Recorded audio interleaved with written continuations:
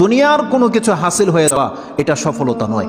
একজন মুমিন মুসলিমের মর্যাদা আল্লাহর কাছে এক পাল্লায় যদি একজন মুমিন মুসলিমকে রাখেন, আরেক পাল্লায় পুরো পৃথিবীকে রাখেন। কেউ যদি পুরো পৃথিবীকে ধ্বংস করে দেয়, এটা আল্লাহর কাছে অত বড় অপরাধ নয়। একজন মুমিনকে যদি কেউ হত্যা করে, এটা যত বড় অপরাধ। তাহলে একটা মানুষ তাওহীদের উপরে যারা আছে তাদের মান মর্যাদা এত, আল্লাহ বলছেন অতএব তারা যেন দুনিয়ার জন্য নয়, বরং তারা ওই পরকালে জাহান্নাম থেকে মুক্ত হয়ে যাওয়ার সেই রাস্তা যেন তারা অবলম্বন করে। কারণ সেই দিন যাকে জাহান্নাম থেকে শুধু বাঁচানো নয়, দূরে রাখা হবে।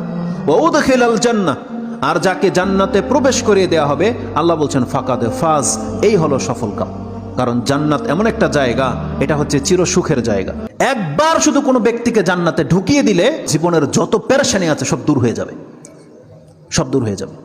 তাহলে পরকালের ব্যাপারটা হচ্ছে এমন। আল্লাহ বলতেছেন সেই দিন যাকে জান্নাতে ঢুকিয়ে দেওয়া হবে, আল্লাহ বলছেন এই ব্যক্তি হচ্ছে সফল কাম।